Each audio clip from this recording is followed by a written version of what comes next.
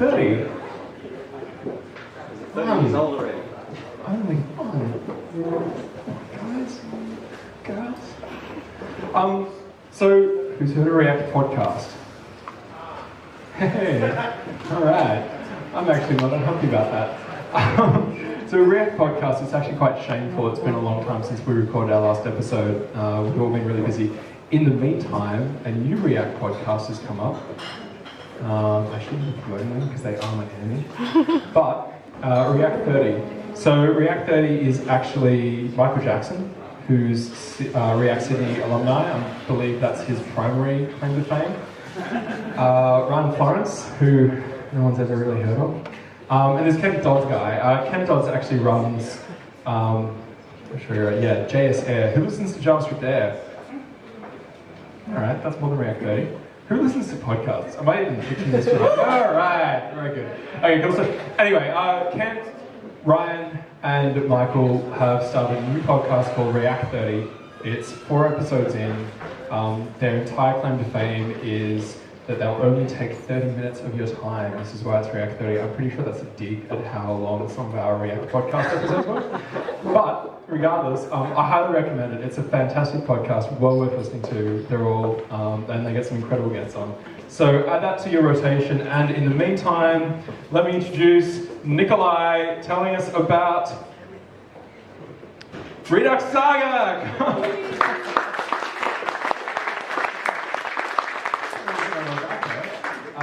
Hang on a second while we've got some more slides up. Do you not have a screen mirror?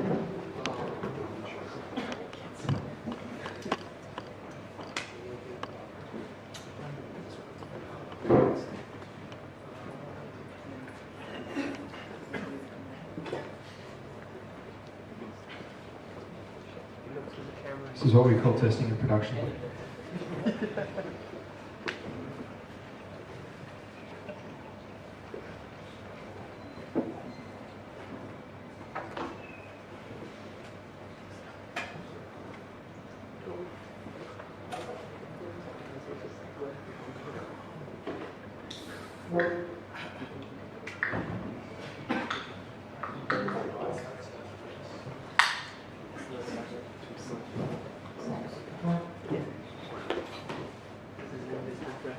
Hi everyone. I couldn't plug in my laptop, so Jet can do mostly what to use his. Let me still type anything with my presentation. Can you hear me? All good, okay. Hi, I'm Nikolay. I work for a company called Prismatic. Yeah. One guy. We didn't expect other people to shout. That's fine, I'll take it. So I'm here to talk about React, Redux, sagas, Redux sagas, and stuff. We actually use Redux. Okay, you are my clients then. You actually tried Redux sagas. People. Okay. I will resell you back to you. Okay, before we actually get to Redux Saga, we need to step back and kind of create a context for what I'm talking about. At the beginning, there was nothing like no internet. You know, like dark ages. Like, if you need to tell someone something, you actually had to do it face to face. People actually like started wars for that, like say some like king wanted to say to the other king like, well, I don't like you, they just sent like armies and stuff. And it was kind of awkward, right? But then this year Tim Berners-Lee created the internet. Like that's how I imagine him. He just like being this godly father person, creating internet. And he gave us like HTML, CSS, and JavaScript. Like, not really, he didn't invent it, he just invented HTTP, but let's roll with it. And we took this stuff and started to build things, right? for the web. And the first we just mangled with things like HTML, JavaScript, CSS, just smashing them together with jQuery, and it was like a huge mess. Everything was like separate. Later we started to experiment with MVC frameworks like, I don't know, Ember, Knockout, like Batman, there's a whole bunch of them. MVVM, like MV whatevers. This stuff like looks like DNA code. And that's what was pretty much it. It was like primordial soup of all these like ribbon nuclear acids just floating in this like thought space, waiting to be combined in the right way to give birth to the miracle of a component. True story. Components are awesome. Components like Mervis is like a single cell organism. It can like eat, it can poop, it can like make decisions, it has like state, styles, like internal structure. So it's like actual living thing, right? And our applications were like combination of those components. Like a colony of amoebas just like talking to each other, like making their things, and you could look at it and it's like, oh, that's enough, it does things. And it was great, it was fun, like for many of us in here, React kind of exploded our world, right? It's like opened up a lot of doors for us and new ways to build things, right? But then complexity started to grow and things wasn't that nice with just like pure components as like pure React components. So these components started to evolve. These single cell organisms started to evolve. They started to like specialize, right? We started to pushing the state out in the separate objects, right? We created a whole this nervous system for sending messages back and forth. We call it Flux architecture, right? There is actual UI, which is basically like your, I don't know, extremities, right? There is actions, which are nervous system in like a body, and storage, which is like part of like really stupid piece of brain, which just remembers things. So it's like a limbic brain. You know what limbic brain is? This guy knows. He's got like PhD and stuff. Anyways, so we grew limbs, right? We evolving.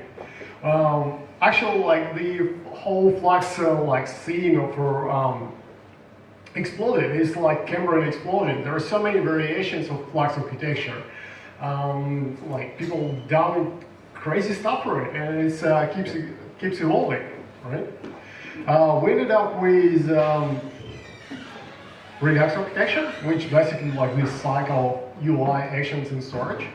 So UI talks to actions, fires actions, and then actions being passed to storage, and storage through reducers like make decisions, and that like the most winning architecture we have so far through all this evolution.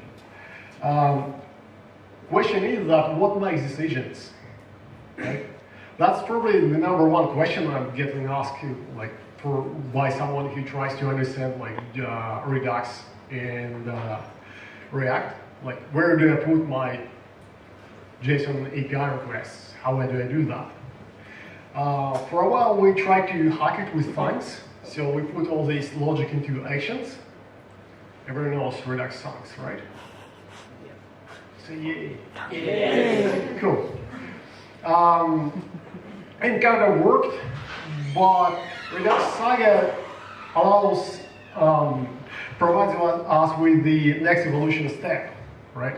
Redux Saga is kind of like your cerebral cortex. It's like actual brain.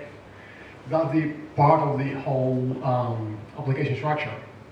So it fits into actions. It listens for actions and it makes decisions and it sends actions back. So your normal Redux structure with actions and reducers, it's all there. It's just the decisions making pieces of code they extracted into Redux sagas. It actually transforms it into something a bit simpler. So your actions become kind of like a message bus, and just it doesn't. Your actions don't have any logic in them anymore. But let me explain you sagas what it is. Like I keep saying sagas, sagas, and it's like you kind of looking at me. What this guy talks about. Sagas is actually like a term from computer science. It was coined a couple of decades ago. It basically means side effect management solution. Kind of like units of work. For example, say I want to go to Bali, right?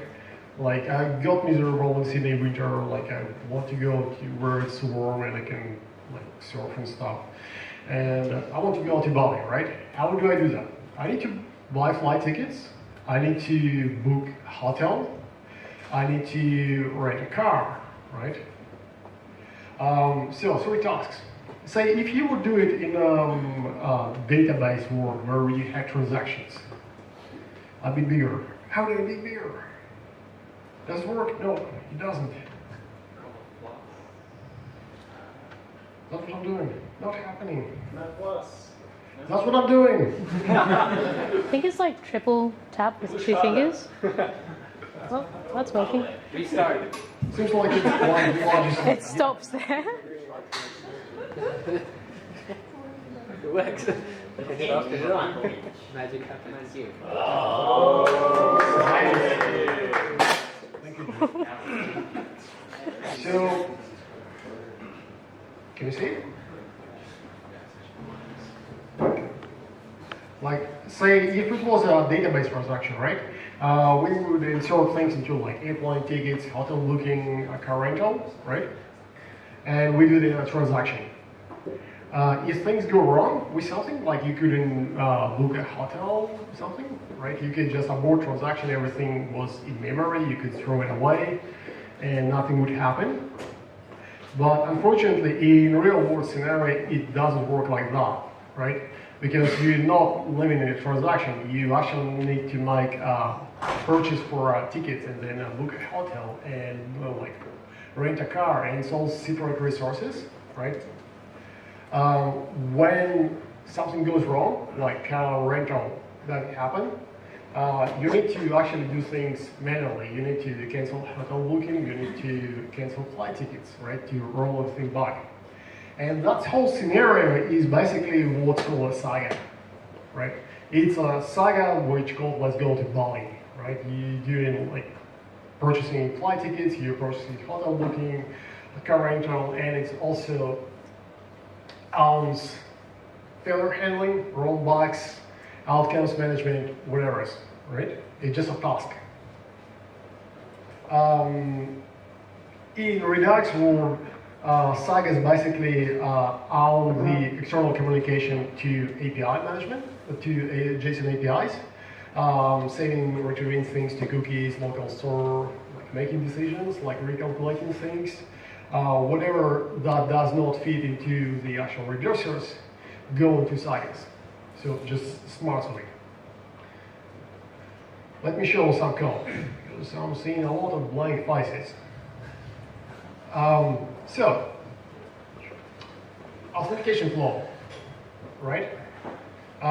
This is like pretty much standard implementation for that's built with actions and Redux thanks. So it's just you passing in dispatch and things, and you making like post requests to your authentications with username and password, and you do a lot of things in here. And then the same thing with sign out. Raise your hand if you wrote this. Yeah, quite a few of you, right? We all did. This makes me very sad fun. It's just a freaking wall of code, right? You can't do anything about it. Like you need like 2 cups of coffee to understand it. Please. So here is where Redux sagas help you. So Redux sagas use EC6 generators, and they look kind of like that. Basically, you wait on some event in the actions, this stuff you specify types, to happen. So Once it happens, then Saga will trigger. You can do like figure stuff, and once you're done, you send it back. So basically, it communicates with your actions as a message queue, right? It waits for actions to be triggered, does calculations or figures stuff, and then sends another actions back. And then your reducers pick it up and do changes to state, and then your UI picks it up. Make sense? So this one will work once, but if you want to do it like multiple times, that's how you do it. You just make like a dead loop and do it over and over and over again, right? It's kind of like a background process just that waits for specific triggers, does a piece of work, speeds things back, and does it over and over again, right? So when it comes to redux sagas, you start to, you can actually separate tasks, right? You can subscribe to specific action, make decisions, speed things back, right? For example, I want to rebuild my authentication flow with redux saga. I'm just waiting for sign-in success. I don't care how it happens, like, right? Something sends stuff into whatever's, God knows what, right? Once it's happy, it fires the sign-in success, right? Once sign-in success happens, I'm taking the user token from a payload. Payload is basically like your standard payload from Redux action. And then say I'm making my authentication headers, I'm saving session to like session data into local storage, and I'm redirecting this user to a root page. Pretty clear, isn't it? It's just like you look at it, it's like, yeah, it makes sense. Once it's done, it starts waiting on the next thing. It will start waiting for sign out. Once sign out happens, it does everything in reverse. It removes your authentication token, it clears up session, or sends you to sign-in page. And it does it over and over. It's kind of like a two-state state machine, which all things, right? You can move further from that. You actually can split that task into two, because one piece of this code deals with the API authentication, and another one deals with session, and another one deals with redirections. You can actually split this and combine. So here I'm doing a root saga, which fires small sagas. Kind of like reducers can call other reducers, right? So you can split tasks into smaller tasks and make them compatible. So here I've got a function for API out. It just waits for success. It takes token, assigns to API. When user signs out, it just removes it, right? Super simple. Same with session management. It waits for sign-in success, saves the session, waits for sign out, clears it. And then I'm just combining them. And this root saga will just do both for you. Kind of like a root reducer. And because the pattern with while true is so common, they actually have helpers for you. So it has a helper called take every. Basically, it says take every sign-in success, kick in this thing. And it passes in like payload and all the attributes. Gets simpler and simpler, isn't it? Now you can actually do your actual sign-in. Adding another listener, which listens for sign-in. It sends my username and password, say, I don't know, I don't care how it happens. Somewhere UI has like a form and whatever, right? Someone enters stuff and presses submit, and then it fires the sign-in event, right? I'm just here to sign in, right? It takes username, password, sends stuff to sign in, gets back user token. If everything is fine, it just fires sign-in success, and my other sagas pick it up. So, like, I don't care what happens outside of sign-in process. Like, there are a bunch of things that subscribe to that event, but as a unit of work of signing someone in, I'm done here. I can split things up. Or if it fails, like, because it's EC6 generator, like, this API post will return a promise, yield will resolve it, And if promise fails, it throws an error, and then I can raise a failure. Then we can do sign-outs the same way. Someone somewhere press the button sign out. Or maybe like your logic didn't like current situation and decided to kick the user out and fired like sign out event, right? And we can create a piece of work called sign user out. You just call API, you fire event, you redirect them to the signing page. Super simple. Once you're done, you export your root saga, and you kind of bolt it on top of the store middleware, blah blah blah. It's just boilerplate here, but that's it. You're done here. So let's recap what happened here. Firstly, actions become simple pure functions. Actions don't have any logic in them anymore. They basically like the same thing as you saw in like basic Redux podcasts, right? Screencasts, right? It just fires an events with type and payload. That's it. Super easy testable. Your side effects become simple functions as well, because you can break things down. You can decompose your like giant process of, I don't know, signing user in and making all the necessary steps, right? You can split it into simple things, and the simple things are testable. You can pick the saga in, it's just a function, mock your API request, and test it. In a nutshell, do you remember how React made UI components also?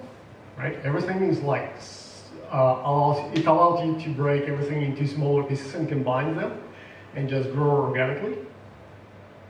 Do you remember how Redux made the state management awesome? By breaking everything down into reducers, small, simple functions, and allow you to combine them. Sagas do exactly the same thing with side effects management. They allow you to break your giant, like, weird business logic into smaller functions, allow you to test them, and then combine them back together. And that makes me happy. Questions?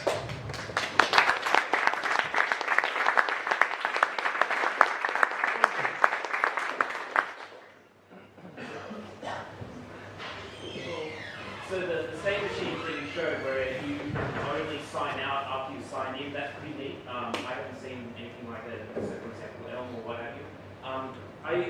Modeling other sort of state machine flows where you've got two potential options and stuff like that, is it a case of you can only really kind of do a binary back and forth thing, or you can see more complicated examples? Redux Saga comes with like a lot of special helpers. The thing I showed, like a take and put, is just like the very simple cases. It allows you to fork actions, kind of like a Go coroutines, right? You say like take an event and then fork something, and I don't care. It's just like do that piece of work and keep going. It allows you to work with queues. It allows you to create queues. It allows you to create any like normal logic. So inside of while loop, you can use ifs and else's and whatever, and branching logic and like describe your business case as as complex as you want it. There's no limitation. It allows you to use actual like JavaScript language to express your needs and split things up to like down to like really small things. Does it answer it? Talk to me. Afterwards. Anyone else? PhD guy. So I think, like, yeah, so maybe what I was saying, like, you can yield to like different like generators and back and forth and stuff, like sort of arbitrary. Yeah. Yeah. Cool. So what's the question? I just wanted to help.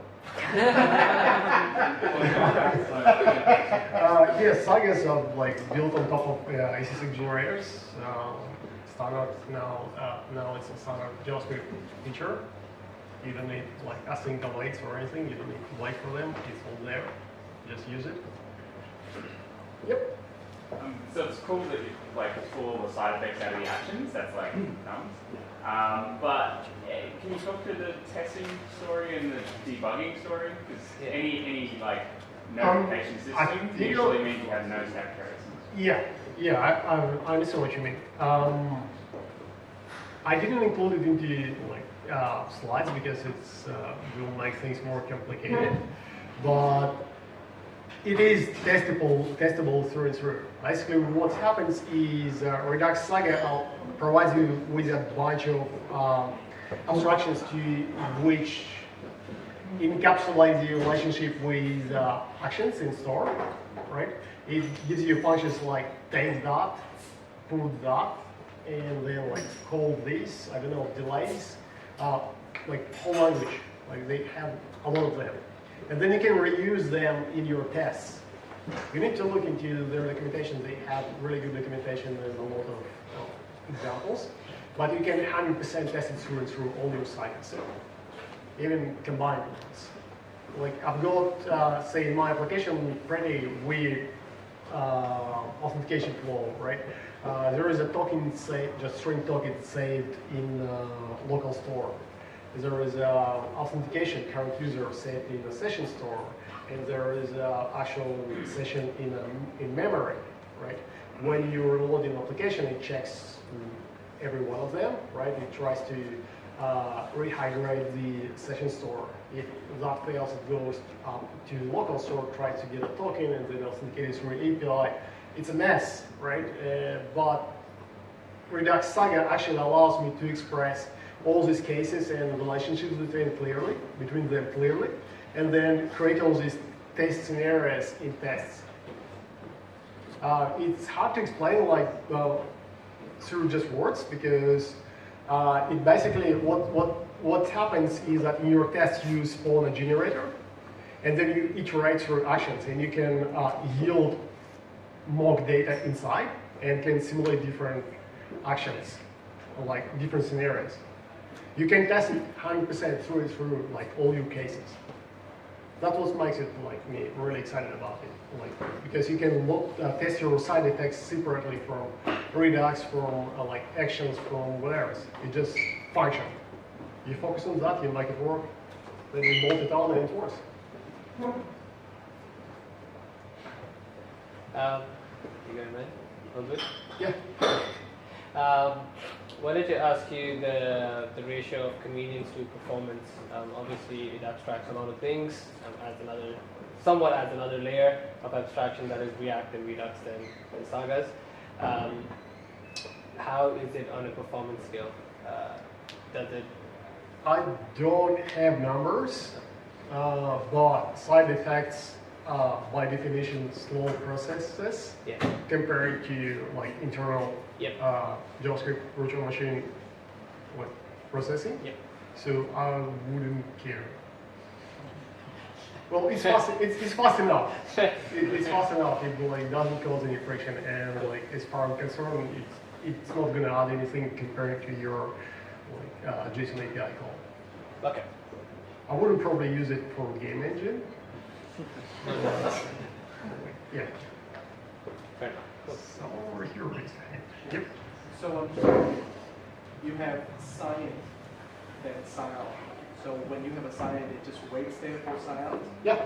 So what, for some reason, if you trigger another sign in, Yeah. It will just skip. It just will skip it. It doesn't care. It just like you can create kind of like state machines like that. And it will keep your state in a stable situation. Like so, if you actually need to resign in, you have to fire a sign out or express it clearly.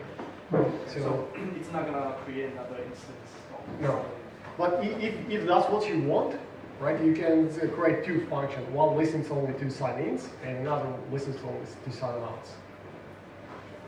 But if you want to enforce a state, like a state machine, you can put both of them into the same loop, and it only goes from through states like top to bottom, and again and again. Anyone else? So compared to observables, So what you've got that you can subscribe to some event happening and then map or whatever you want to run over events that occur in JS or whatever for state and side effect management? I don't know. Not really. Like it's the same principle. You wait for things to happen and you do things and speed it back. I guess the only difference is that Redux Saga is actual JavaScript built on top of JavaScript standard language. There is no even async awaits there, right? It's all pure JavaScript. Yeah. We good? Thank you.